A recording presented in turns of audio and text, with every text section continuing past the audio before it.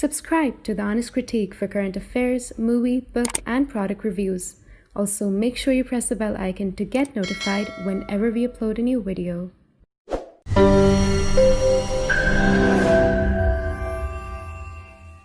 The views, information, or opinions expressed during the video series are solely those of the individuals and do not necessarily represent those of The Honest Critique and its employees.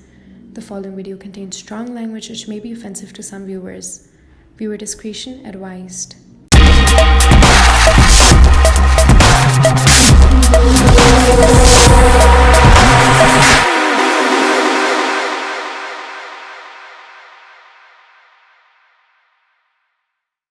So Lieutenant General Prakash Menon joined the Indian Army in 1972. He has extensive operational experience in commanding counter-insurgency operation in Central, North, and South Kashmir. He was a Major General Staff of the Army's Northern Command, responsible for operations in Jammu and Kashmir, Commandant of the Indian Defence College, New Delhi. After his retirement in 2011, he continued in government as military advisor and secretary to Government of India from 2015 as officer on special duty in the National Security Council Secretariat. He has a Ph.D. from Madras University for his thesis Limited War and Nuclear Deterrence for the Indo-Pak context. In the Indo-Pak context, Sir has been decorated with Distinguished Service Awards, Param Vishist Seva Medal, Ati Vishist Seva Medal, and Vishist Seva Medal. Once a Kshatriya defending the national interest of the border, he remains now an intellectual Kshatriya to teach and research with special focus on the role of force in statecraft. Sir is the director of Strategic Studies Program at Takshashila Institution. He is now the professor emeritus at Transdisciplinary University, Bangalore, and adjunct professor, National Institute of Advanced Studies, Bangalore. That's a very long introduction for, long introduction for us, but a very short biography that we tried to put in for you of the work that you have done. We are really privileged and honored to host you for the session, sir. Thank you so much, sir. Thank you. Thank you, sir, for joining us. You were the first military advisor of the National Security Council Secretariat. Very little is known about this particular post. Could you shed some light on the profile of the portfolio you were holding in the government at that particular time?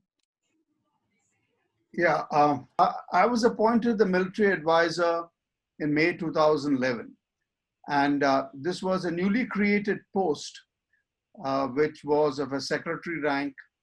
And it was surprising to me that there was no major military component in the NSCS till then, because the NSCS by that time was, at least in terms of its age, was about 13, 14 years old. So somebody somewhere at the powers that be must have felt the deficiency of that component, and I was therefore made the military advisor, and I was the head of the military wing, and I was reporting to the National Security Advisor at that time, Mr. Shiv Shankar Menon. So what was my remit is your question. I was to be the advisor on all matters military, but I must tell you that at that level, which is at the highest level of national security, as you know, the National Security Council Secretariat is the Secretariat of the National Security Council, which comprises of the Prime Minister, the Finance Minister, the Defense Minister, the Home Minister, and the External Affairs Minister. These are the highest political body, and they were the ones who were to consider long-term issues. So the long-term part is to be considered by the National Security Council, and in the establishment of the National Security Council and the Secretariat, there was a particular mention in that cabinet note which said that national security will not only be looked at in military terms, but will have a wider remit of a holistic consideration which should include internal security, technological issues, foreign policy, and environment. And therefore, the fact that it did not have a military component of any consequence is still surprises me, and I'm not sure why that happened. But be that as it may, I served in that post for 3 years, from 2011 to 2014. And then that was the time when the UPA government had tenure had finished.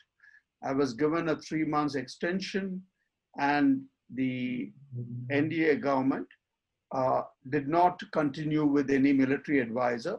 So when I left, until 2018 October, there was no military advisor. In 2018 October, they carried out another reform in which they increased the number of deputy NSAs and also restored the military advisor. So the need was again recognized.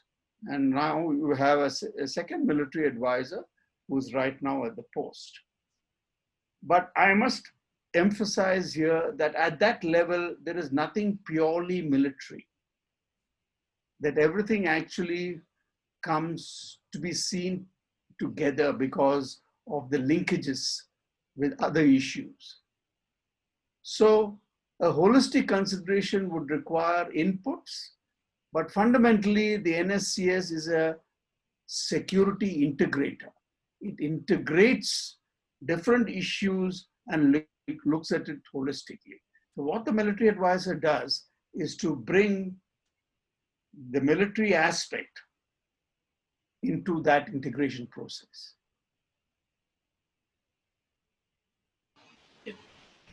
So, sir, as we speak, there have been a lot of developments across the line of archery control, with the People's Liberation Army constant military occupation threatening India's strategic interest. So, you have written a research paper a year back, and there's an update as well that you've given. Uh, the basic question that lies in why did Chinese did what it did at this point of time, and why Doklam? Uh, and what exactly do we make out of this aggressive behavior? Well, the answer to that question, we must admit, is purely a construction of our own theories, and we simply do not know China's intentions. We can actually have a list of guesses as to why they are doing it. But I think from a strategic and a political perspective, this is not purely a matter confined to a territorial dispute. It is not about just that territory that they think, which their story is that we have actually are the guys who have done the aggression, they have taken the defensive measures and so on. But I would think that we need to look at it holistically in terms of a larger regional and global flux, which is at the moment quite evident. And for a long time, China has actually been using the northern border of ours as a pressure point on India. That because of the development of their communications and other capabilities in Tibet on the border, they are able to actually exercise certain amount of force application and use it as a pressure point against India. And we have seen that for quite some time, this has been the case. Although we have agreements dating back from 2005, or much earlier, 1998, and a whole series of them. So relatively speaking, it has remained calm. Even when we had these issues, we could actually resolve it either militarily or diplomatically. But what has transpired now apparently is different from what we have seen before. So what is it and why is it that China is doing such a thing? What is the explanation for that strategic behavior? Of course, there are many theories, but I think we need to look at it in a little holistic manner, that China's use of this border is not about gaining territory or losing or wanting to do anything else. It is about influencing India's strategic behavior. And what is it that behavior which they seek to influence? That's what we need to understand. Apparently, it is due with the larger global and regional power play between the United States and China. And the shadow of that confrontation is what is affecting Sino-Indian relationship. So the question is, what is it that China wants us to be? What is the message they're telling us? What is it that they're communicating to us? And I think when we deal with this issue, we need to understand that at the higher level of this confrontation, at the political level, is about China being sensitive to India's closeness to the United States and the Western world. I think that is what would bother China, because they know that India, with its size and capability, can be a spoiler in that larger game. And therefore, they seem to tell us, and that is why Doklam is important. And if you just look at Ladakh, it is insufficient. Because what happened in Doklam was that though we actually stopped them physically from making a road, which is just below our post of Dokala, and certainly that is Bhutanese territory, but it is also territory which is in dispute between Bhutan and China. And we are a party to that dispute because of the issue of the tri-junction. Whichever party has a say or gets Doklam, the tri-junction also will have to be determined accordingly. So India is a party to that dispute between Bhutan and China. And that is what was our argument for actually stopping that road, because that is disputed territory. But what happened was that we agreed to move back from the standoff site, so did China.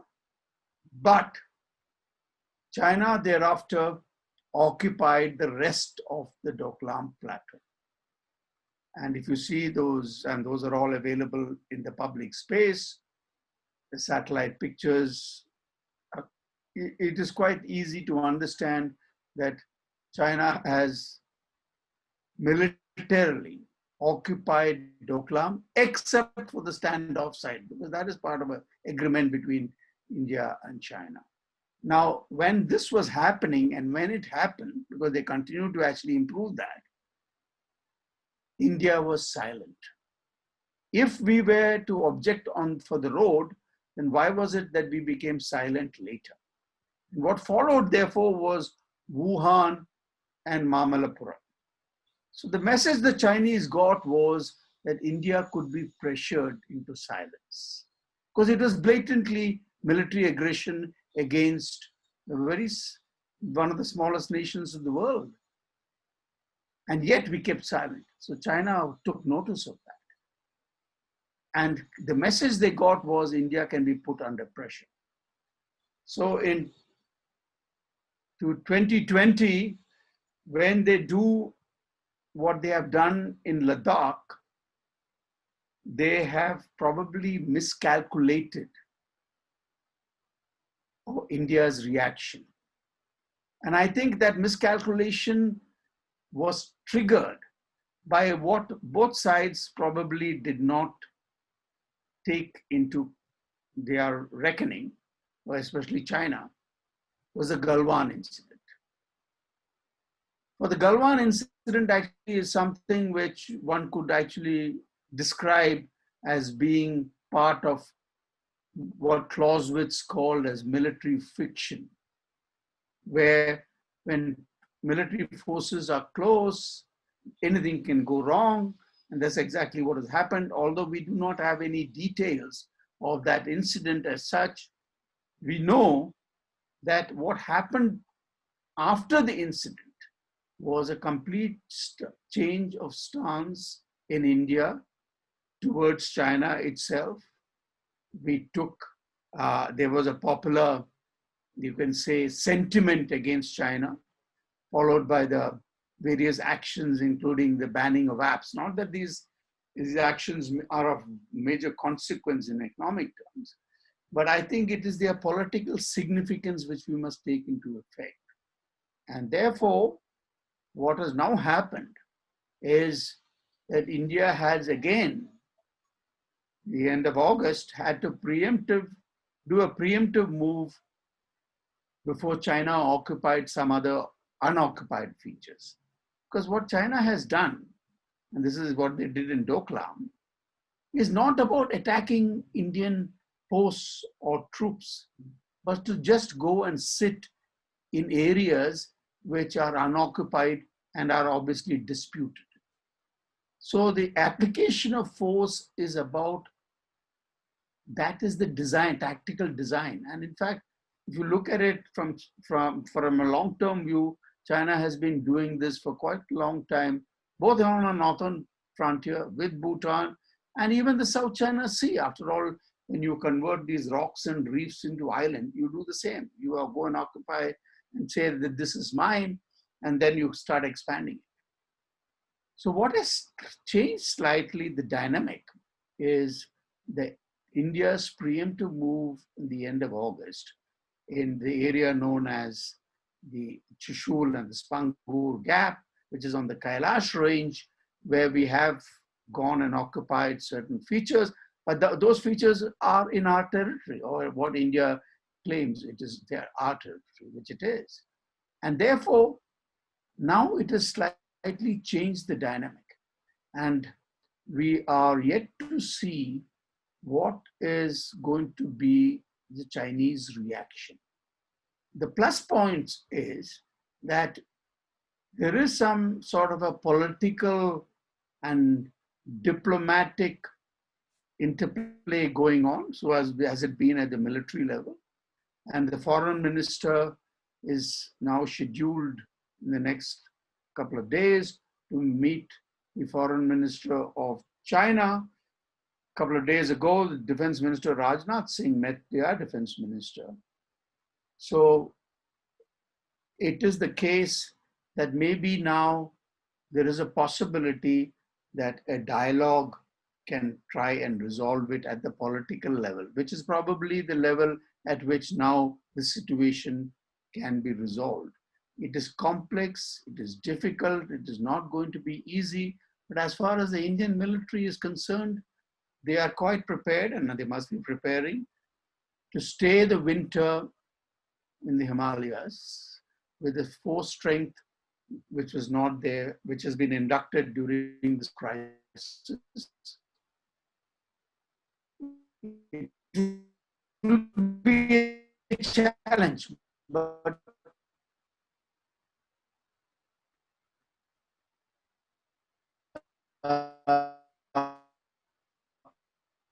we that to be very tense, and that's a description which will probably continue till a political dialogue can actually bring some sense into the situation as it exists. Because both countries, I'm sure, would not like a confrontation of such a nature spilling into the domain of even a limited conflict. But it seems that the mobilization on both sides, India and China, we cannot rule out the possibility of friction again. That when military troops are in contact, it's possible that confrontation slips into conflict without even the political masters intending. And that's the danger of the situation. So we'll have to keep a watch on that. So, sir, this is about something that you have written about China's foreign policy stances are contextual and interest-driven rather than by an adherence to the principle regarding the watershed principle that's been followed up in one particular sector, the other sector has been avoided. In this context, is it just an issue that's been there for a border issue which has been there for the land, or it's more of a interest driven for a rather like a larger foreign policy interest for China in that context? The other part is what is the role of Bhutan in this entire context? Because a lot of area that's been under the radar right now lies for Bhutan as well. Yeah, so in terms of the larger foreign policy issue, as I said before, and I did not elaborate, but let me do that now. The pressure point which I spoke about is about China getting India to expend its resources on the northern border, like it gets us to do when it supports Pakistan and actually arms Pakistan, so that our resources are actually again sucked up on the western border. Now, what it does, therefore, is it slows down the process of India developing and shifting to be a much stronger maritime power. And maritime power is costly, it requires resources, and it's time consuming. Because China's vulnerability is about its lifeline in terms of the maritime routes across the Indian Ocean. And Indian subcontinent, the peninsula, juts out into that ocean, and therefore can be problematic for China. So if you really look at it in strategic terms, it would like to protect the Indian Ocean sea lanes, and therefore the way to protect it, one of the ways, is to slow down India's growth by actually confining it to the subcontinent itself, which it and has been using Pakistan for a long time. It is now hitting up the northern border. It is also more engaged with our neighboring countries, Nepal, Myanmar, Bangladesh, Sri Lanka, Maldives, and so on. So it's part of a much larger strategy, because China obviously, if looks at this, not because it's a matter of geopolitical imperatives that they need to secure it, and India obviously has to be slowed down, and that is what it's been doing for a long time, right from starting from giving Pakistan nuclear technology. It's been at this game for a long time, and as the competition between the US and China gets more deeper, gets more tense, China's behavior is also therefore changing towards us to convey to us that we are sensitive to your closeness. And what they are doing, therefore, is to slow it down, box us into the subcontinent. And that's a game which has been visible to Indian strategists for a very long time. So our strategy should be to make sure that their strategy of boxing us into South Asia does not work. And as far as Bhutan is concerned, Bhutanese have got a long-standing border dispute with China, because China has claimed a large part of Bhutan. They have claimed Doklam for specific reasons, and they have been wanting them to exchange Doklam for areas towards the east Bhutan.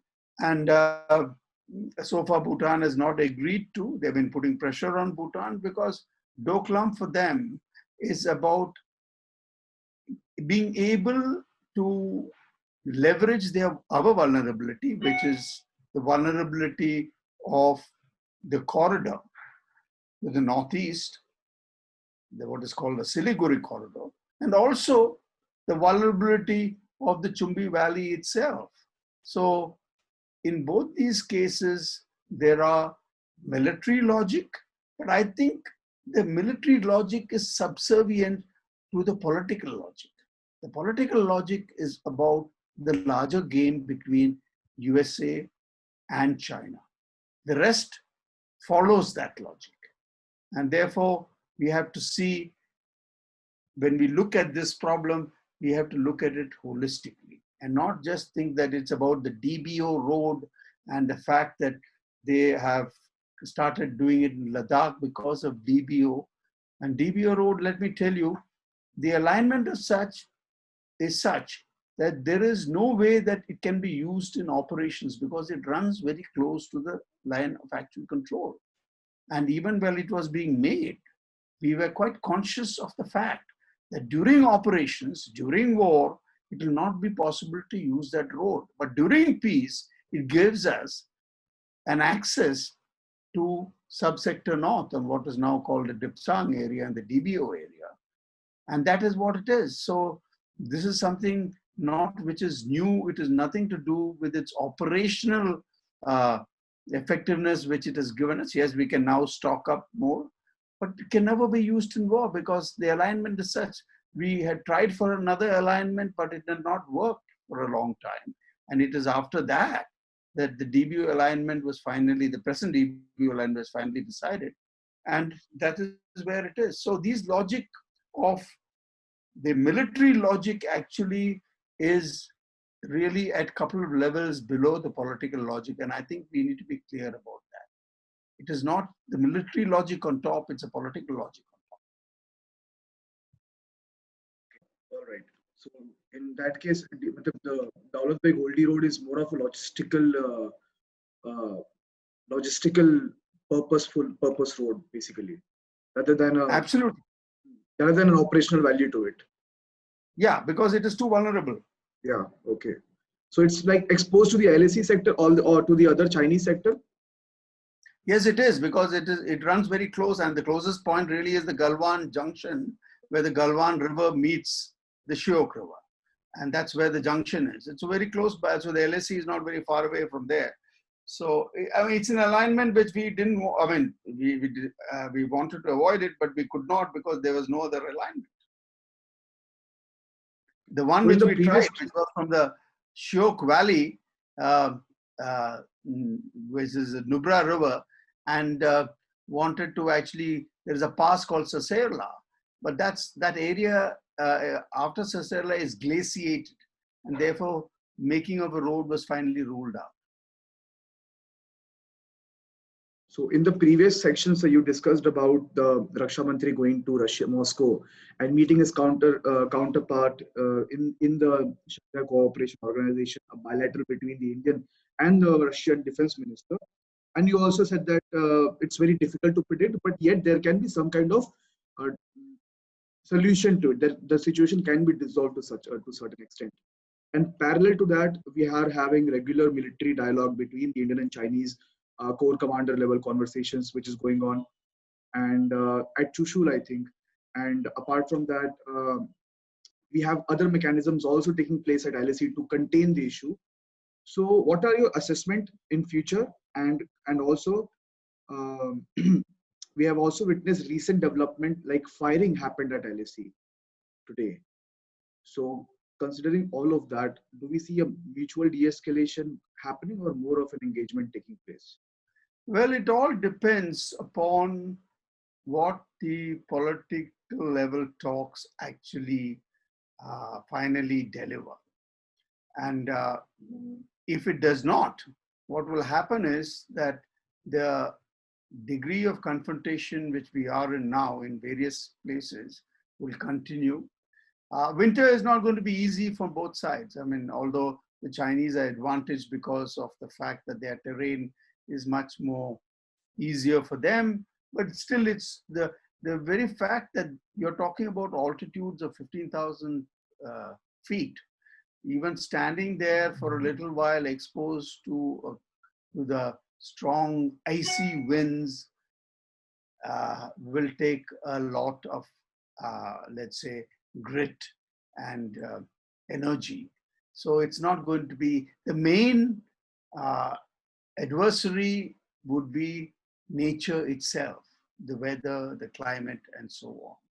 So the talks, political talks, if it does not succeed, the military will have to bear that burden. And in any case, it is the military's job to be prepared for the worst. I mean, that's what militaries are for. So and I'm sure that the Indian military is fully prepared. And although the time is very less, because we have September, October, maybe the beginning of November, and thereafter actually even movement becomes very difficult. So we'll have to stock up rations, ammunition,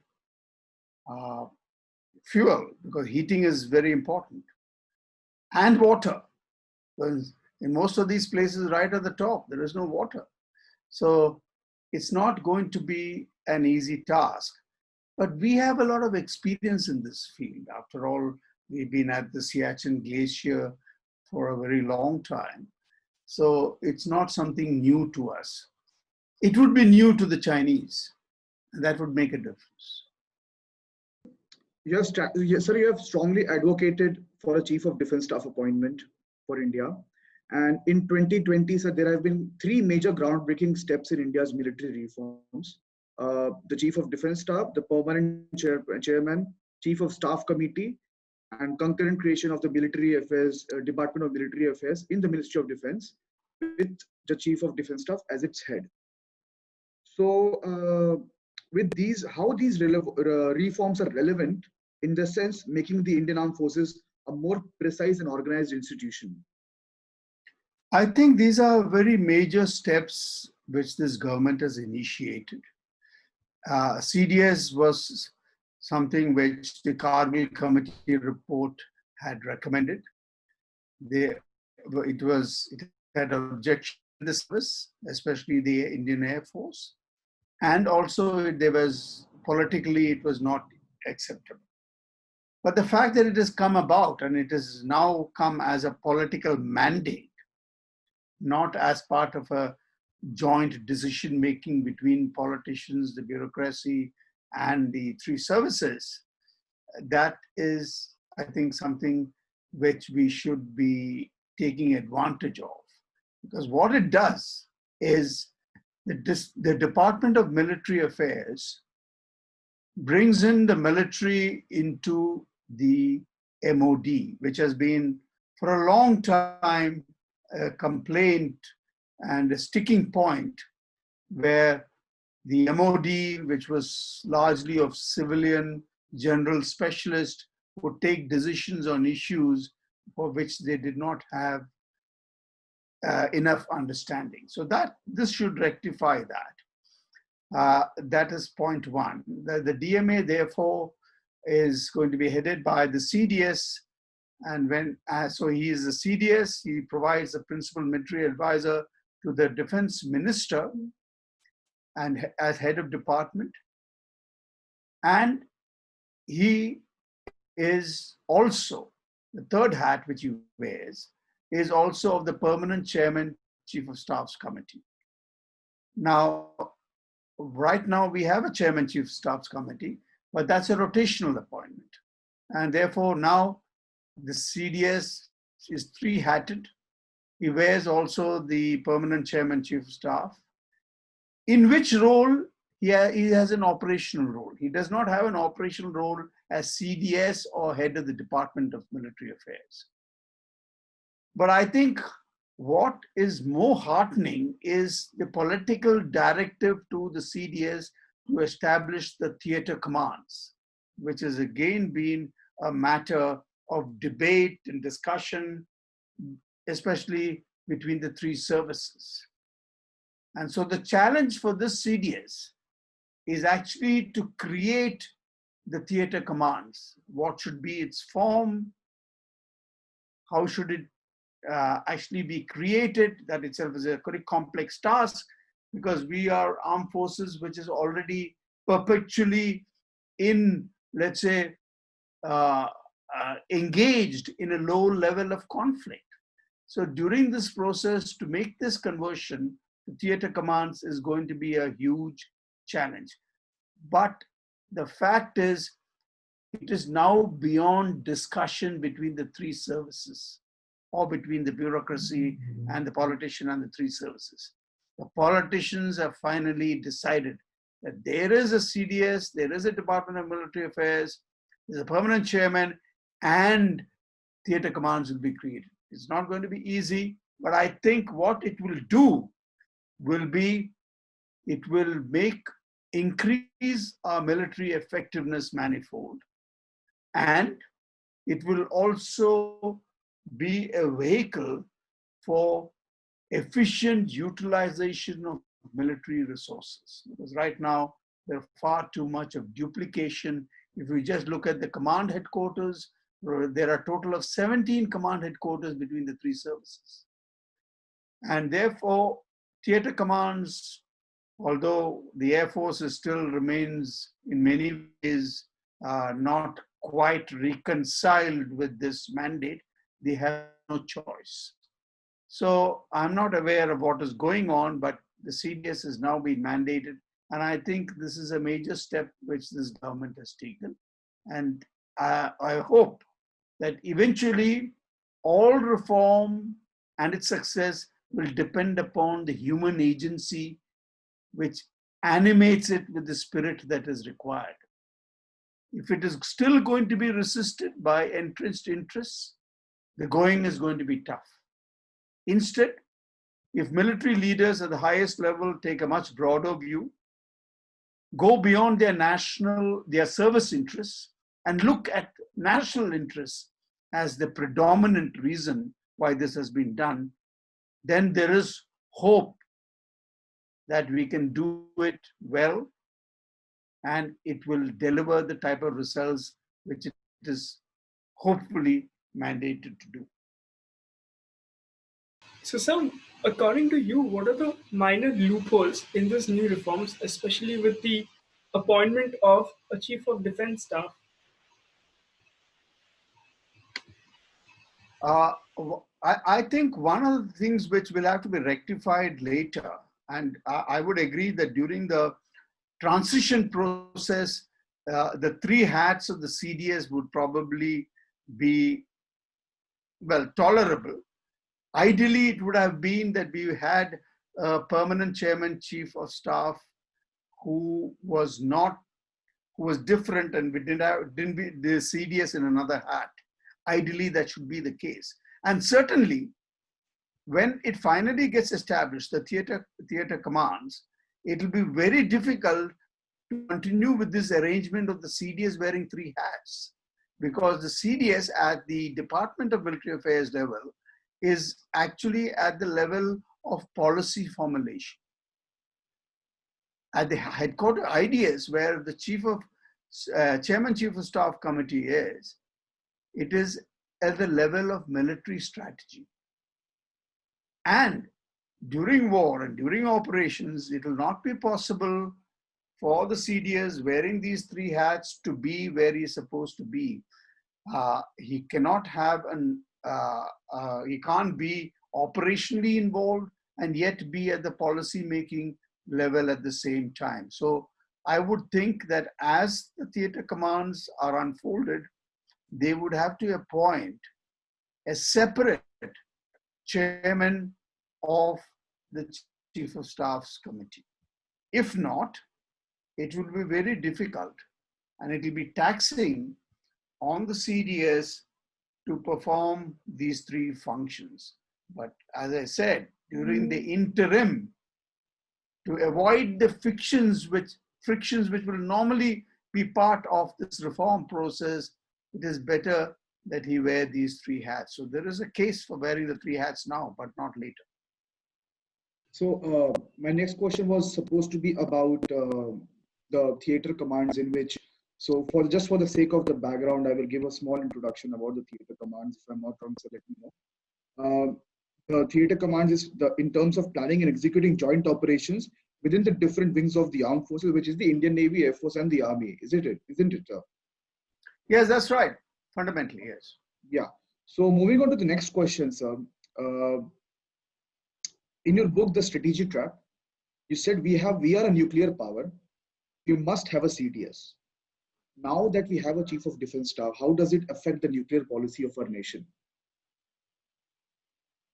No effect at all, because the nuclear policy is not dependent upon any appointment, whether it is there or not. Nuclear policy is about how nuclear weapons have to be developed, what is your philosophy for its use, and we have a doctrine.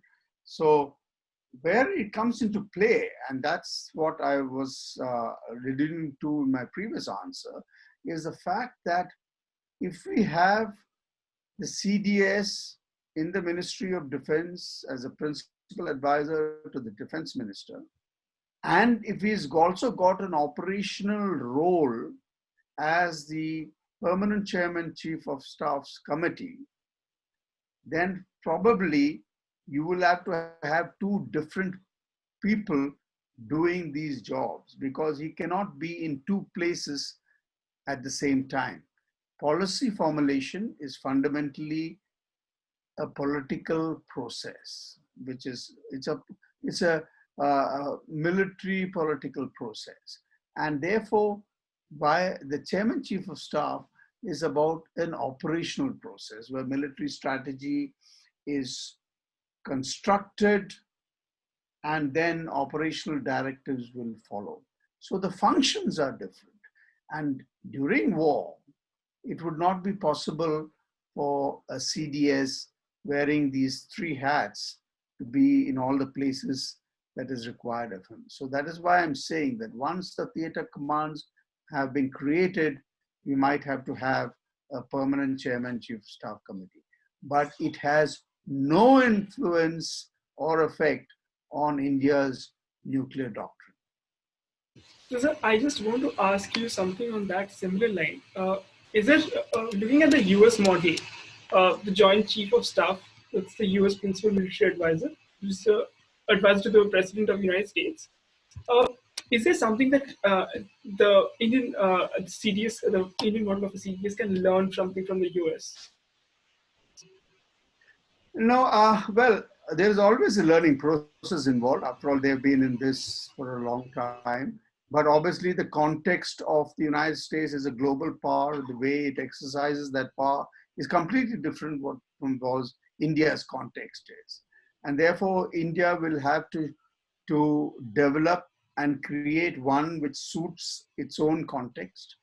And Takshashila, as you know, has produced a paper on theater commands where we have suggested that we should have 4 theater commands. A northern theater for China, which will look after Bangladesh, Myanmar, Nepal, Bhutan, and Western theater for Pakistan. And then we have said there should be 2 maritime theaters, for one which is looking after the western and the eastern part of the Indian Ocean, which will include South China Sea and the rest of the Gulf and so on. So this is still a matter of debate, and there's a lot of discussion, there's a lot of writing going on.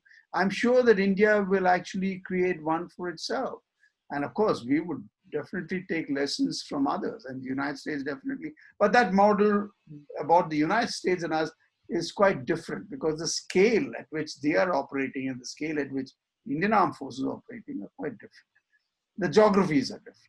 And I think we would be probably closer to what China has done. After all, China has shifted to theater commands just a couple of years ago. So I would say that our model would probably be closer to China than to the United States.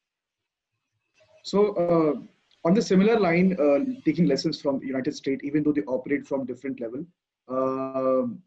So there is another, sir, like the JSOC, the Joint Special Ops Committee, right? Sorry, the Joint Special Operations Command, JSOC. Do we need a similar institute? Do we need a similar body in the Armed Forces of India as well? Will that help in some or the other way, considering we also work at counter-insurgency and counter-terrorism on a very large scale?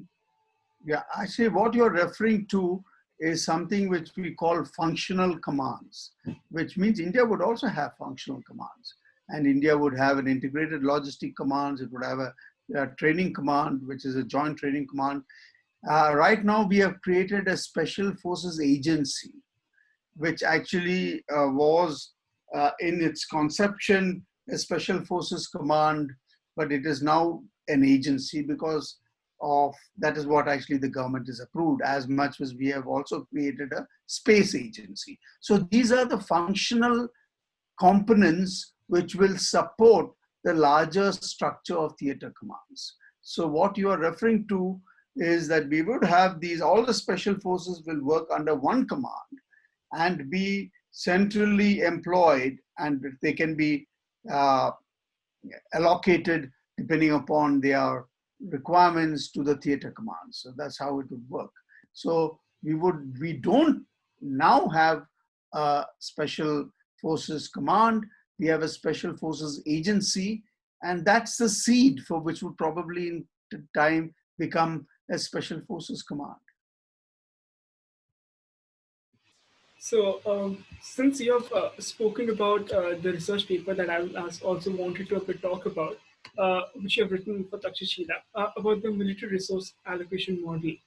So, I will just put the link as well when we upload the video, so our viewers can read that as well.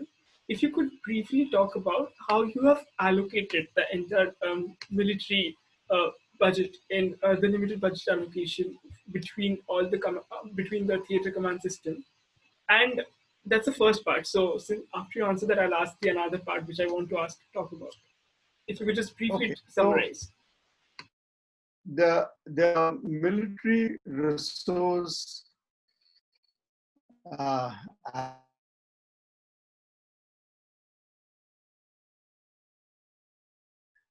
is a model to allocate scarce military resources by comparing and their utility to other weapon systems.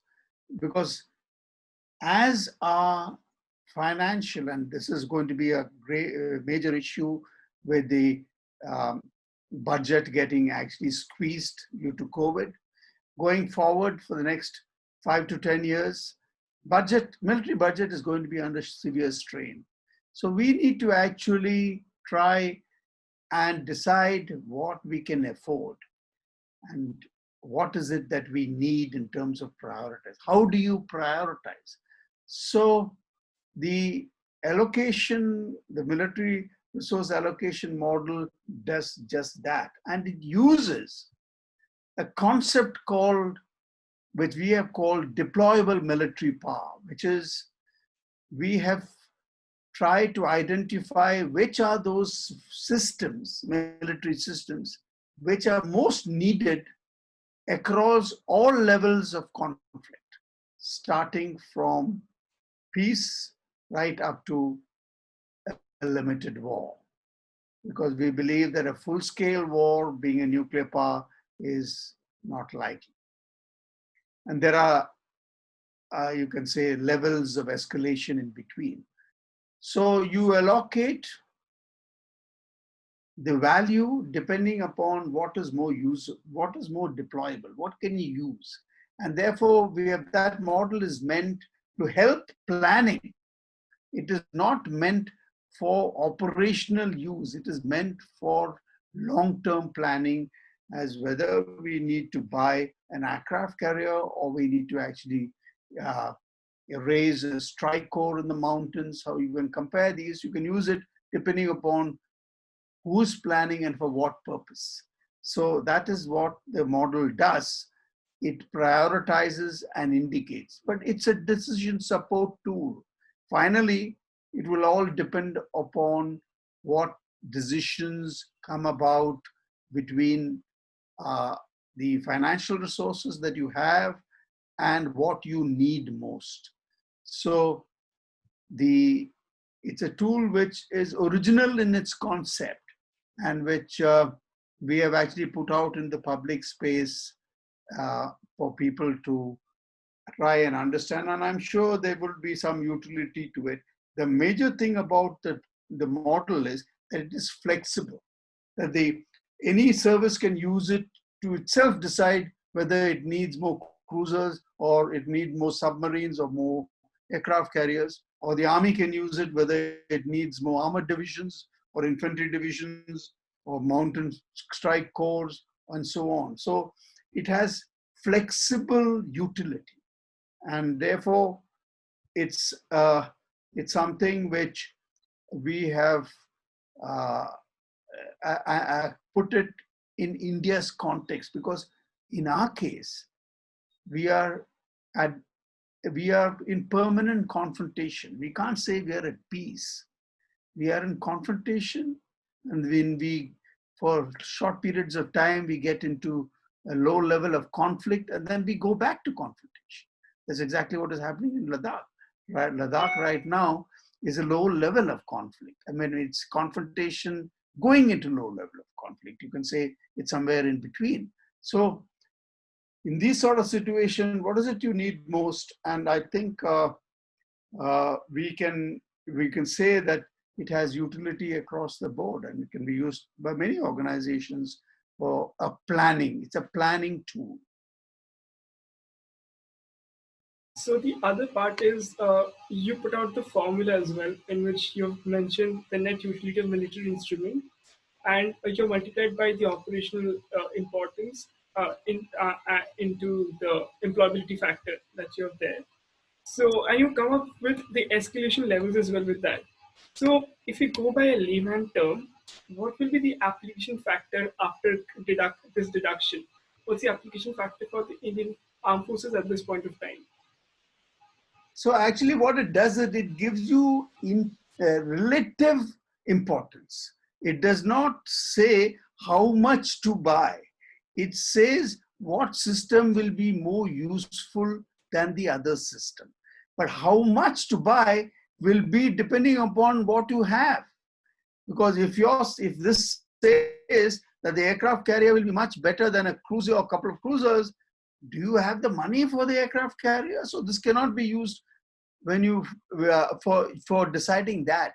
So the point is, when you make that allocation, you will have which is more usable, which is more deployable, and that is how it will influence your prioritization. You might still have an aircraft carrier built over 10 years, and that means the cost is amortized over that period, and that is how it works. So, for the next question, sir, with the whole Make in India campaign, which is now turned into the Atmanirbhar Bharat campaign, how do you promote the indigenization of procuring weapons for the military, considering that we are the world's second largest importer of arms? How do we promote indigenization when we are importing so much at the same time? First, let us be clear that, coming out with these sort of sloganeering, which is meant actually for political purposes, does not really solve the problem of trying to, just the slogan itself is insufficient. And, we have been trying very hard for a very long time, but we are where we are, which is the second largest importer. So the point at issue is, what is that set of reforms which we need to undertake by which we can increase our self-reliance? And so the effort is not new. What is it that we can do differently? And I think to answer that question, we need to first differentiate that just coming out with a new policy, a new set of to-do points does not solve the problem. What is the problem? The problem is that at the heart of that problem is our inability to fuse the potential of our private sector into a military industrial base. That sector is still under capture by the public sector. And the public sector, which is represented by the Ministry of Defense Production, acts as gatekeepers to decide who can actually produce what and who is actually given the contract to produce. Unless we structurally change this situation, where the gatekeeper is not the same who is actually represented in the decision-making body, which means the Department of Defense Production represents the public sector and decides for itself who is in and who is out. Same thing applies to the DRDO, which is actually part of the defense industrial base, who does the research and development. They cannot decide what they want to develop and what will be allowed with them what will be allowed by the private sector. So one of the things is this changing this structural issue. I do not see in any of these reforms produced where this structural issue is tackled. And as long as it is not tackled, we will come out with these new, we have a new draft acquisition plan annual in 2020. It is the nth version of the or procedure, actually. It is the acquisition procedure. Now we have, of course, saying that we are going to be an export, also a promotion policy. And we hope that by 2025, $5 billion of exports. I mean, this is good to hear. But we must, if experience has to teach us anything, is these sort of objectives, goals are actually being just that empty words, because how is then we are still the second largest exporter. So the structural change is necessary. And without that structural rate, Atmanirbhar is purely a slogan. And just look at, in fact, the banning of various items for imports. I mean, that ban was really not necessary, because you have banned normally banning is on somebody who's from the outside. Whereas what they have done is they have banned the armed forces who are part of the Ministry of Defense and the public sector from actually saying that you can't buy any of these things which you are producing, you can't buy it from the outside. I mean, why do you want to put a ban? Because you finally, the MOD, they are all under the MOD itself. So the ban was really not necessary, because if you wanted the indigenous production is already on, and therefore we are buying indigenously, why ban it at all? In fact, the crucial point here is, if we look at it purely from the ban that nobody else can develop it, then I'm afraid we are actually deepening the entrenchment of the public sector, because nobody else will be allowed to come in, because the public sector is already producing these. Or actually, they are the ones who have got the contract. And what happens for the next level of the equipment? Because eventually, you might be producing a particular equipment, but finally, there is also a concurrent process of a development to another higher model, a different new technology, and so on. Who is to do that? So unless that process has got market forces involved, in which there is competition between the private sector, the public sector, and anybody else, and if you don't allow them to actually develop, then your development process might get impacted. So we must be wary of these promises. And I'm afraid that I have to be skeptical of the moves which have been made so far. And I think unless we make the structural changes, which is the decision making, cannot be done by the same people who are interested in the issue itself. And that's the major structural change which I think is required.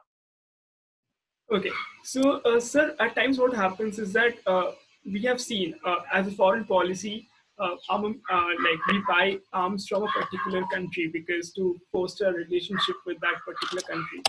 Does that affect anyways in the way we look at things around us for India's security policies, because to foster a relationship with that particular country? Yeah, so the point at issue is that obviously when you buy arms from a country, let us be very clear that the core technologies, nobody gives it to you. Your dependency on that country increases. And this is one of the problems with being the second largest importer, that we have dependencies.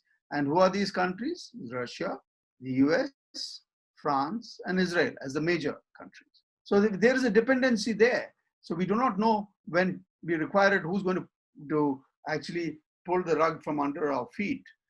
And that is why we require to be self-reliant. But there is nothing called you're self-reliant for everything. It cannot be. We don't have the market for things. So there are many things where we will be part of the value chain, global value chain, many things which you will get others to come and manufacture in your own country. And therefore, decisions about purchase will not only be about what is the best equipment, it would probably will have to be looked at holistically. And therefore, whether it's a reliable country we can afford to buy from will be a matter of political consideration, definitely. So that is why we don't buy anything from China, because we know that it may, when we require, we may not have it, apart from other security issues. So it's very clear to us. So these issues are always there. They're never in the public domain. They will be considered, and then a call would be taken what is to buy. So it is just not a matter of which is the, well, let's say, financially the best, and that's not the only argument. So a larger holistic picture is taken. So, sir, terrorism is the tool of Pakistan foreign policy and has given us scars of a lifetime. And even surgical strikes are viewed by experts as a step to satisfy the hunger for revenge of the Indian population. We didn't achieve any long-term strategic gains, nor did we the cross-border terrorism or the infiltration stop. So, in fact, what happened now is with the present day border issues that's been going with China, a befitting reply in the same sense is expected from Indian side that we give it to Pakistan generally. So, what in terms of a military solution could be a potential strategic step?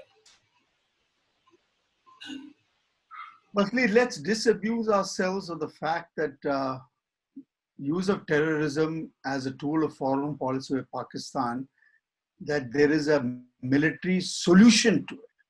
You know, the solution has to be political between the two countries. The military can actually be the one by whose application can raise the cost to Pakistan. And that would obviously affect their calculations. But do not forget that although we carry out a strike, we might create some damage, Pakistan also has a free will. It can react in the way that it wants to. And therefore, it can also cause damage to us. It is like the line of control, constant exchange of fire, which you read about, that we have caused casualties on the Pakistanis.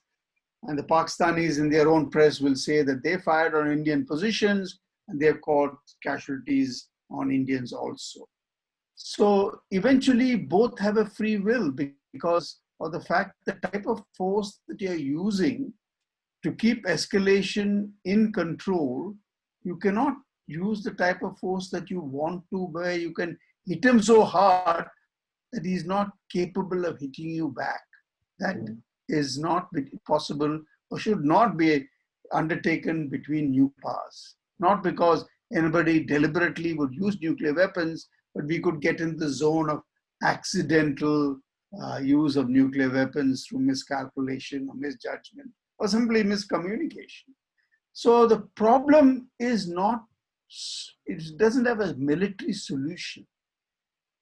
It has a military process which hopefully impacts and keeps things getting out of control, keeps Pakistan within check.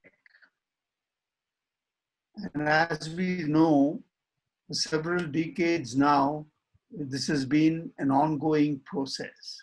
But why look at us? Look at whether the Americans, who's the largest military power in the world, has not been able to stop Pakistan from supporting the Afghan Taliban against the Americans themselves. Because firstly, it is deniable. Secondly, these guys are all hiding. The actual terrorists are hiding within the people.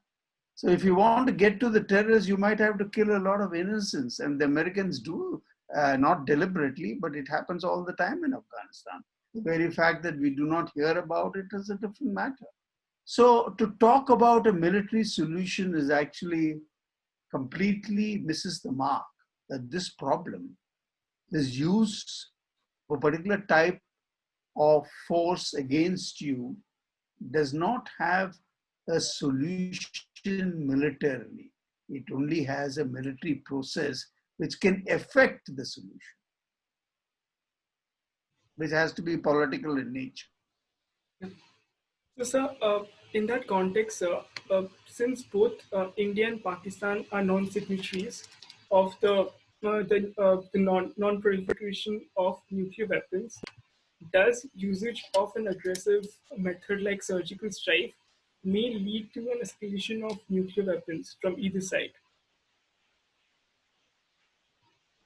But the very fact that we are not signatories is because we think, at least India believes, that it is discriminatory, that it actually favors only those people who seem to have had weapons in possession at a particular period of time. So we have a principled position on it. And whether surgical strike can actually bring about the use of nuclear weapons is something which is a part of the arena of risk-taking which political decisions have to decide. So when Balakot, the strike was carried out, it was a decision taken with risk obviously calculated. And obviously they were right in the sense that it could be done and we need not go. But there is no line that you can draw because of what I told you called military friction. Friction is a term in which the momentum of military affairs, or when two armed forces get into contact, can outrun the political control which is supposed to be there. After all, you use military force for political purposes. It has to have a political objective. It has to have the rational part of application of force comes through political purpose, to political rationale. And obviously, politicians on both sides want to survive and preserve themselves, want to get their objective done with least amount of damage. So there is a risk which is there, and that is the risk which political decision makers on both sides have to calculate and take. To rule it out would be incorrect, but to be frozen because of it would also be incorrect. So that is why there is some space between the nuclear shadow and the use of force. How much of that space is there? For what purpose can it be used is very difficult to define and lay down our priority. Each situation will have its own dynamics and will dictate. And I've written in the Indo-Pak context a complete book on it. And I find that there are no easy answers, but the fact that we need not say that we can do nothing because we are nuclear powers is incorrect, but we can do a lot because we are also nuclear powers is also incorrect. So, somewhere in between is probably the answer.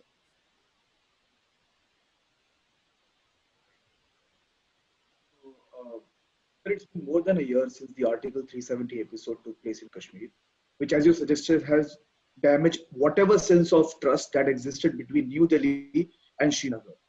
So, what is your assessment of the situation in Kashmir as of now, and how does the future look like? I must confess, firstly, that I have no direct knowledge except through the media of what is the sentiment prevailing in Kashmir. But I would, from my experience out there, I would think that they are still in some state of shock of what has happened because it was unexpected and it would take some time for them to first reconcile with the new reality, and then how much of that reality will now be decided by external forces from Pakistan who would like to muddle the waters further. Only time will tell.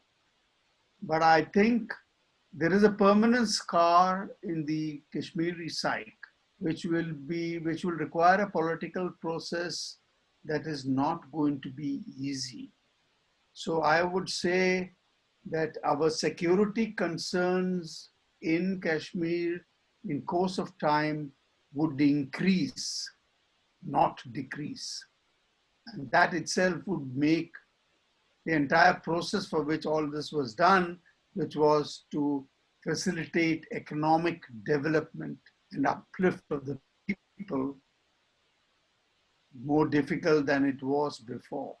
So it's something which I don't think in the long term we'll probably have to pay a price. It's not that Kashmir can ever go away from us. The Indian state is too strong. But what does it tell us about our own democratic credentials? What does it actually, how does it reflect the Indian state itself? How do we actually deal with people who are our own?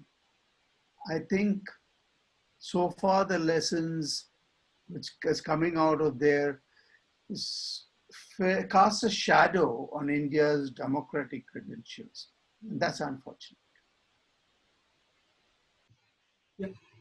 So, sir, I have a small follow-up. Since you have been in Kashmir there for a very long time and you have seen a lot of operation on ground, with the recent aggressive operations, counter-insurgency operations that have been going on in Kashmir, around 150 have been killed, terrorists have been killed from April itself, more than that.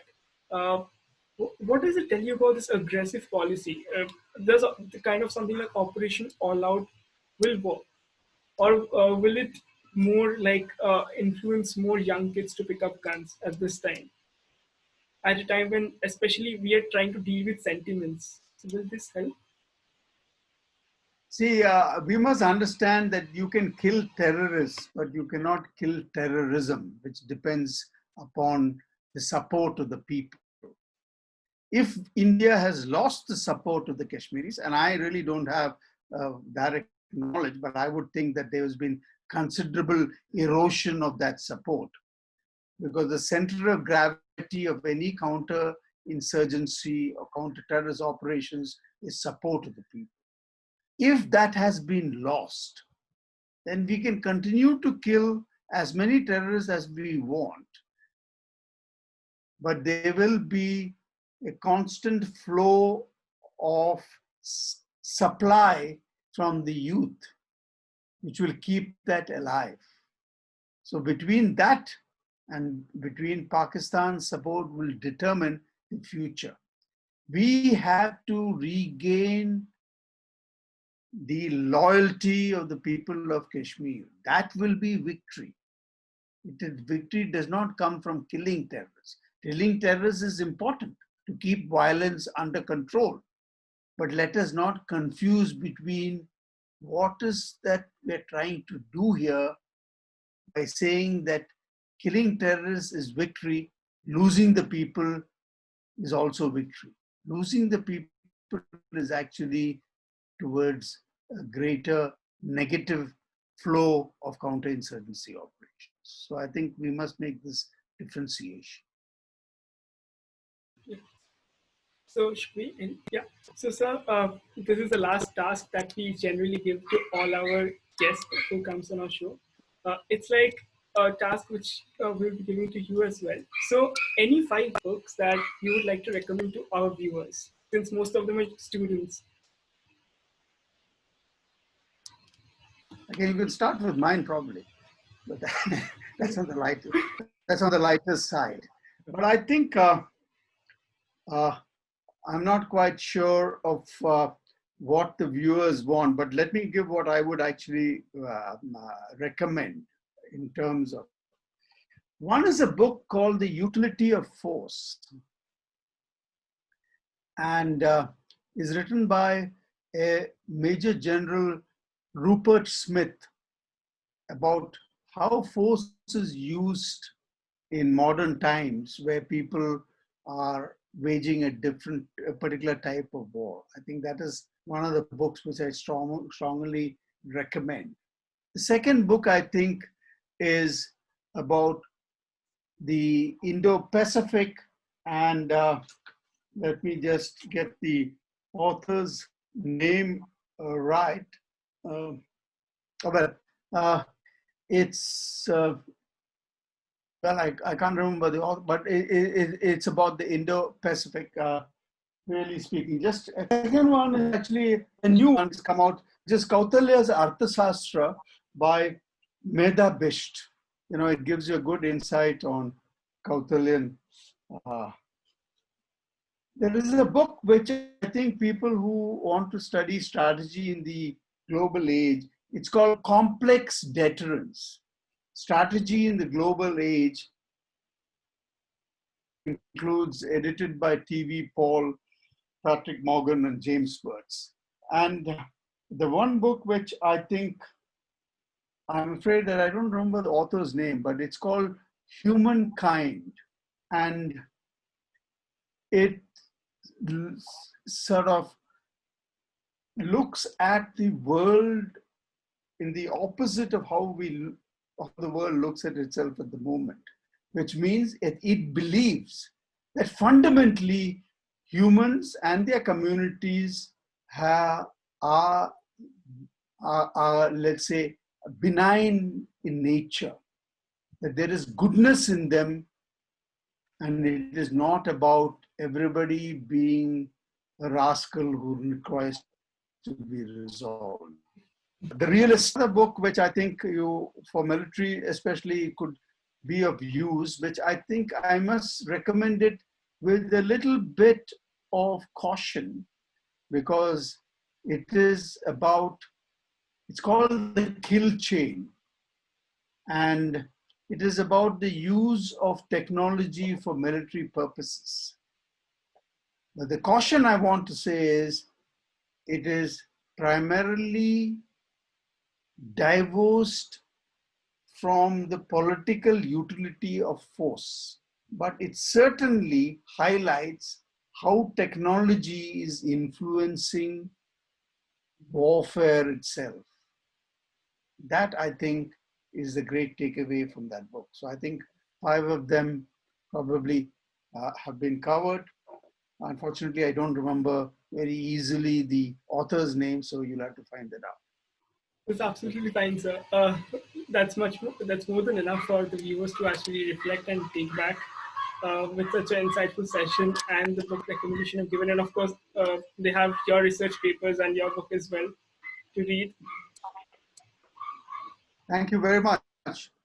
Thank you so much, sir, again for taking your time and being on the show. It's a pleasure hosting you. Thank you. Thank you. Thank you. Thank you. And thank you, sir, so much. Jai Hind, sir. Thank you so much for your service, sir. Yeah. Thank you. Thank you, sir.